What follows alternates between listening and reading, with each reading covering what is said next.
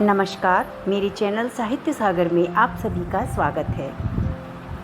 गुरुदेव रवींद्रनाथ टैगोर सिर्फ बांग्ला साहित्य के ही अमर साहित्यकार नहीं थे, बल्कि गीतांजलि जैसी काव्य रचना रचकर नोबेल पुरस्कार प्राप्त कर भारत का नाम विश्व में उन्होंने गर्वित किया।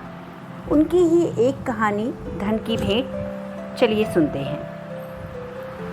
गुस्से में आकर वृंदावन कुंडू अपने पिता के पास आकर कहने लगा, इसी वक्त मैं आपसे विदा होना चाहता हूँ।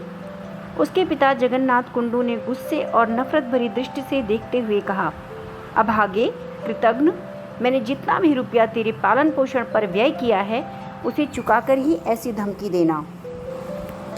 जिस तरह का खान पान जगन्नाथ के घर चला करता था, ऐसे खाने पर कुछ ज़्यादा धन खर्च नहीं होता था। भारत के प्राचीन ऋषि मितव्ययिता के लिए ऐसी ही चीज़ों का प्रबंध कर लिया करते थे। जगन्नाथ के बर्ताव से प्रतीत होता था कि इस विषय में वह ऋषियों के ही आदर्शों पर चलना और अपनी औलाद को चलाना पसंद करता था।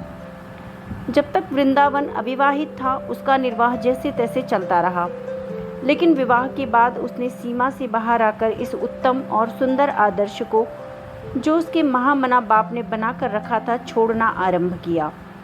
ऐसा मालूम होता था कि सांसारिक सुख ऐश्वर्य के संबंध में उसके ख्याल आध्यात्मिकता से शारीरिकता की ओर बदल रहे हैं, और खाने पीने की न्यूनता से उसे भूख प्यास सर्दी गर्मी आदि जो भी विपत्तियां सामने आती रहीं, उसने उन्हें सहना पसंद ना करके संसार के साधारण आदमियों का आचरण करना शुरू कर दिया।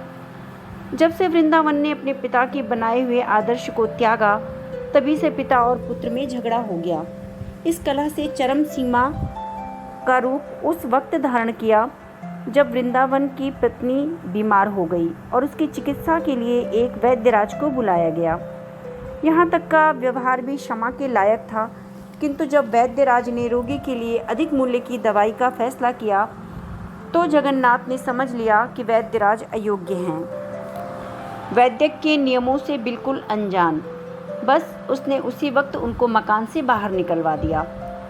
वृंदावन ने पहले तो पिता से काफ़ी अनुनय विनय की कि दवाई जारी रहे, फिर झगड़ा भी किया, मगर पिता के कान पर जूं तक ना रेंगी। अंत में जब उसकी पत्नी स्वर्ग सिधार गई, तो वृंदावन का गुस्सा बहुत बढ़ गया। उसने अपने पिता को उसका प्राणघातक ठहराया। जगन्नाथ ने स्वभावानुसार उसको समझाने का बहुत प्रयास किया और कहा, तुम कैसी नासमझी की बातें करते हो? क्या लोग विभिन्न प्रकार की दवाई खाकर नहीं मरते? यदि मूल्यवान औषधियां ही आदमी को जीवित रख सकती, तो बड़े बड़े राजा महाराजा कैसे मरते? इससे पहले तुम्हारी माँ और दादी भी मर चुकी हैं। अगर बहू मर गई तो क्या हुआ? वक्त आने पर प्रत्येक आदमी को इस दुनिया से तो जाना ही पड़ता है। वृंदावन यदि इस तरह दुखी और सचेत होकर वास्तविक परिणाम पर पहुँचने में योग्य होता, तो संभव था कि वह इन बातों से कुछ सांत्वना हासिल कर लेता। इससे पहले मरने के वक्त उसकी माँ और उसकी दादी ने दवाई ना खाई, और औषधि ना सेवन करने की यह रीति काफ़ी पहले से इस खानदान में चली आई है। लेकिन नई पौध का चरित्र इतना बिगड़ चुका है कि वह पुराने तरीके से मरना भी पसंद नहीं करती।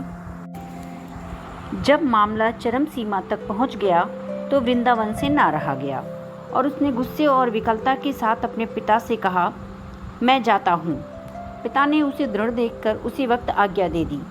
उन्होंने घोषणा करते हुए कह दिया, चाहे देवता मेरे ढंग को गौ हत्या के समान क्यों न समझें, मैं सौगंध खाकर कहता हूँ कि तुम्हें अपनी धन दौलत में से एक कौड़ी भी नहीं दूंगा। अगर मैं तुम्हारी एक पाई को भी हाथ लगाऊं, तो उस व्यक्ति से भी नीचे हूँ जो अपनी माँ को बुरे भाव से देखता है। वृंदावन के मुंह से भी आक्रोश में निकल गया। गांव के रहने वालों ने अपने जैसे विचारों के लंबे चौड़े वाद विवाद के पश्चात उस छोटे से परिवर्तन भरे झगड़े को संतोषपूर्वक देखा। जगन्नाथ ने चूंकि अपने पुत्र को अपनी संपत्ति से वंचित कर दिया था, अतः प्रत्येक व्यक्ति उसे सांत्वना देने का प्रयास कर रहा था। वे इस बारे में सहमत थे कि केवल पत्नी की खातिर पिता के साथ झगड़ा करने का नज़ारा इस नए युग में ही देखा जा सकता है।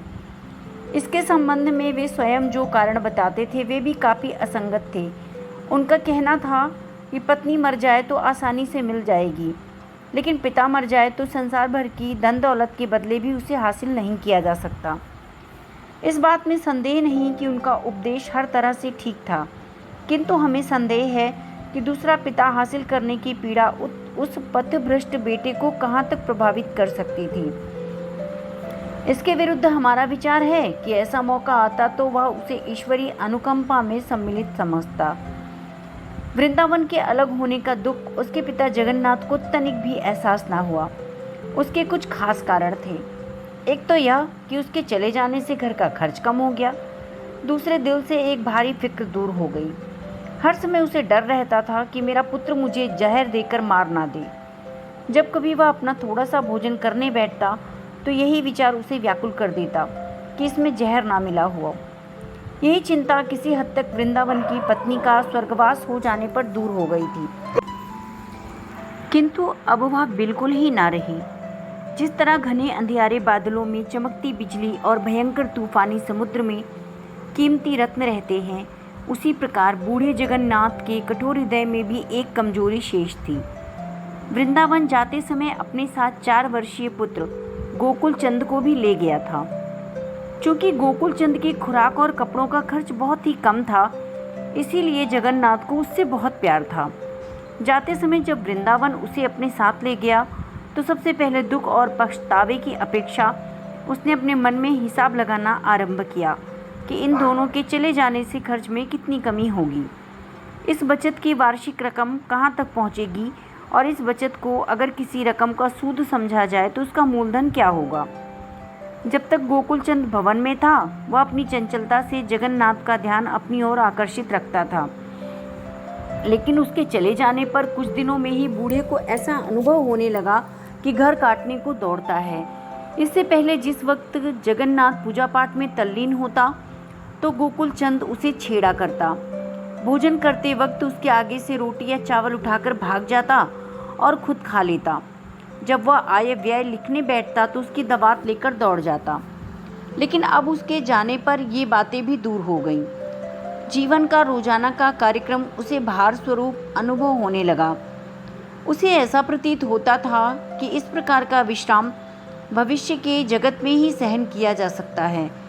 जब कभी वह गोकुल की चंचलता को स्मरण करता तो रजाइयों में उसके हाथों के छेदों या दरी पर कलम दवात से उसके बनाए हुए भद्दे चित्रों को देखता तो उसका हृदय मारे दुख के व्याकुल हो जाता। जगन्नाथ को अपने सोने के कमरे में एक कोने के भीतर पड़ी हुई पुरानी धोती के टुकड़े दिखाई पड़े तो अचानक उसकी आंखों से आंसू बह निकले। यह वही धोती थी जिसे गोकुल ने 2 वर्ष के थोड़े वक्त में फाड़ दिया था। तो जगन्नाथ ने उसे झिड़का और बुरा भला कहा था, लेकिन अब उसने इन टुकड़ों को उठाकर बड़ी सावधानी से अपने संदूक में रख लिया और शपथ खा ली कि अगर गोकुल उसके जीते जी कभी आया तो चाहे वह हर वर्ष एक धोती फाड़े, वह उससे कभी भी नाराज नहीं होगा। परंतु गोकुल को ना वापस आना था और ना ही वह आया। निर्धन जगन्नाथ दिन प्रतिदिन बूढ़ा हो जा रहा था। उसको खाली घर अधिक से अधिक भयभीत लगने लगा था। आखिर में हालत यहाँ तक पहुँची कि वह संतोष से घर में बैठ भी ना पाता। मध्याह्न वक्त जब गांव के लोग अपने अपने घरों में सोए होते तो जगन्नाथ नारियल हाथ में लिए गलियों में घूमता, दूर जा खड़ा होता और इस तरह पद्य पंक्ति गाने लगता जिसमें एक स्थानीय कवि ने वृद्ध जगन्नाथ की मितव्ययी आदत की तारीफ की थी। कोई व्यक्ति डर के मारे उसका वास्तविक नाम इस जबान पर ना लाता, भय से कि कहीं उसे उस रोज अन्न जल प्राप्त ना हो। अतः लोगों ने उसके अनेक तरह के नाम रखे थे। वृद्ध उसे जगन्नाथ कहते, परंतु मालूम नहीं छोटे लड़के उसे चिड़ियल क्यों कहते थे। मुमकिन है इसका कारण हो कि उसकी त्वचा खुश्क और शरीर रक्तहीन था। इन्हीं वजहों से वह प्रेत आत्माओं की जैसा समझा जाने लगा। एक बार दोपहर जब जगन्नाथ स्वभावानुसार गांव की गलियों में आम के छितनारे वृक्षों के नीचे अपना नारियल हाथ में लिए फिर रहा था तो उसने देखा एक लड़का जो देखने में अजनबी प्रतीत होता था, गांव के लड़कों का सरदार बना है और उन्हें नई शरारत समझा रहा है। उसके महान चरित्र तथा उसकी कुशाग्र बुद्धि से प्रभावित होकर सब लड़कों ने इस बात का नियम कर लिया कि हर काम उसकी आज्ञा के अनुसार करेंगे। दूसरे लड़कों की भांति वह बूढ़े जगन्नाथ को अपनी ओर आता देखकर डर से भागा भी नहीं, बल्कि उसके करीब जाकर चादर झाड़ने लगा। उसी वक्त चादर में से एक जीवित छिपकली निकलकर बूढ़े के जिस्म पर गिरी और उसकी पीठ की ओर से नीचे उतरकर जंगल की ओर भाग गई। डर से बूढ़े के हाथ पांव कांपने लगे। यह देखकर सब लड़के बहुत खुश हुए और प्रसन्नता से उच्च स्वर में बेहुदा नारे लगाने लगे। बूढ़ा जगन्नाथ बड़बड़ाता और गालियां देता हुआ बहुत दूर निकल गया, मगर वह अंगोछा जो प्रायः उसके कंधों पर पड़ा रहता था अचानक लुप्त हो गया और दूसरे ही पल उस अनजान लड़के के सिर पर बंधी हुई पगड़ी के रूप में दिखाई देने लगा। लड़के की तरफ से इस प्रकार की चेष्टा देखकर जगन्नाथ पहले तो कुछ चिंतित हुआ, फिर वह गांव की रोजाना की कठोरता को इस तरह पराजित होते देखकर खुश भी हुआ।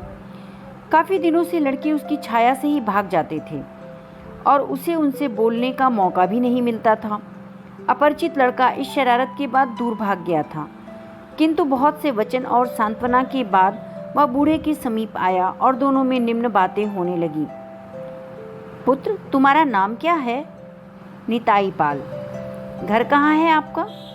मैं नहीं बताऊंगा। अरे क्यों नहीं बताओगे? क्योंकि मैं घर से भाग कर आया हूँ। भागे किस लिए थे? मेरा बाप मुझे स्कूल जाने को कहता था। जगन्नाथ के दिल में विचार आया कि ऐसे होनहार लड़के को स्कूल भेजना कैसी व्यर्थ की बात है। वह कैसा लड़के के भविष्य के परिणाम की तरफ से आंखें बंद करने वाला बाप होगा जो इसे स्कूल भेजना चाहता है। थोड़ी देर पश्चात वह कहने लगा, अच्छा तुम मेरे घर में रहना पसंद करोगे?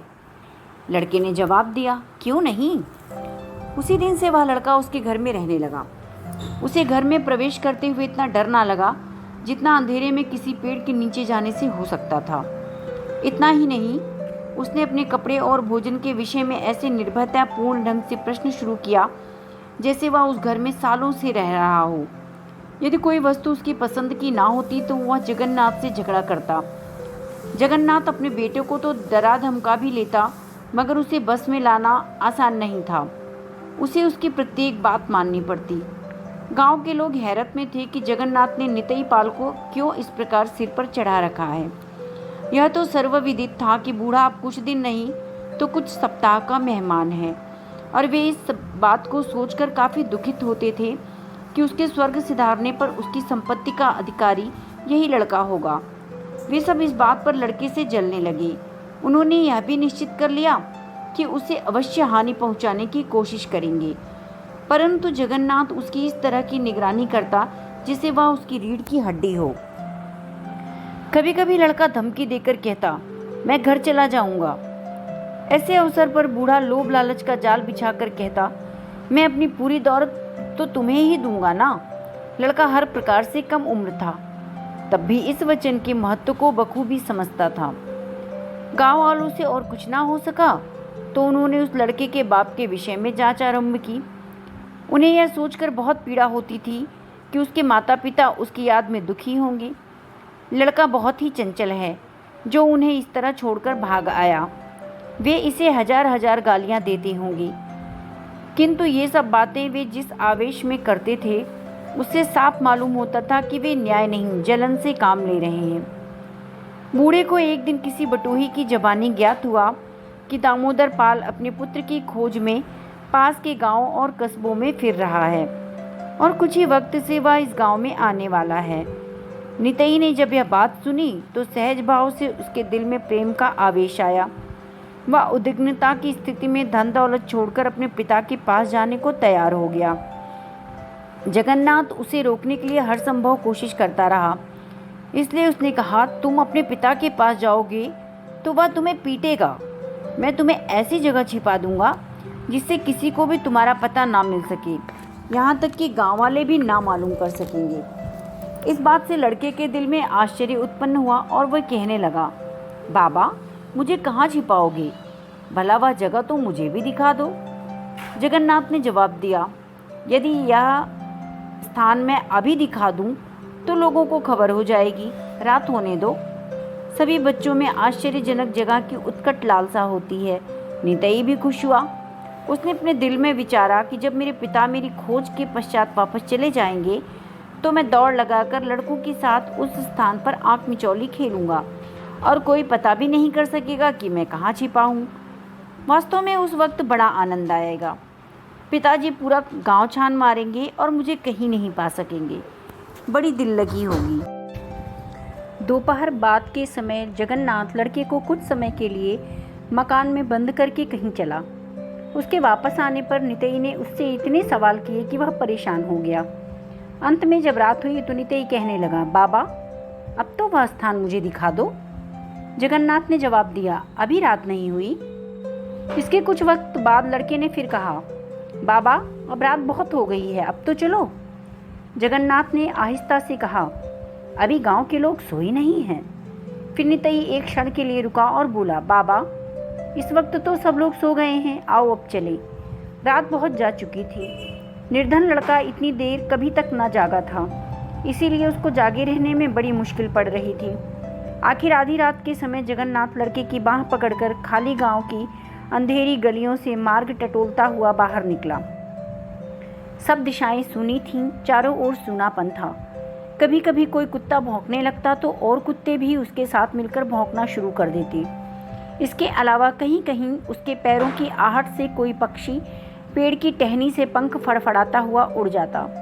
नितई भय से कांप रहा था, लेकिन जगन्नाथ ने उसका हाथ मजबूती से पकड़ा हुआ था। कई खेतों में से होकर आखिर में ये लोग जंगल में घुस गए। यहाँ एक पुराना मंदिर बना था, जिसमें कभी भी देवता की प्रतिमा दिखाई ना पड़ती थी। नितई ने उसे देखकर मायूसी भरे स्वर में कहा, बस यही जगह थी। यह जगह उसकी सभी कल्पनाओं से भिन्न थी, क्योंकि उसमें कोई आश्चर्य की बात नहीं थी। जब वह घर से भागा था, अनेक बार ऐसे खंडहर मंदिरों में रातें गुजार चुका था। इतना होने पर भी आंख मिचौली खेलने के लिए यह जगह सुंदर थी, अर्थात ऐसा कि उसके साथ खेलने वाले लड़के यहाँ उसकी तलाश ना कर सकते थे। जगन्नाथ ने फर्श के मध्य से एक पत्थर की शिला उठाई। उसके नीचे आश्चर्यचकित लड़के को एक तहखाना दिखाई दिया, जिसमें एक धीमा सा दिया जल रहा था।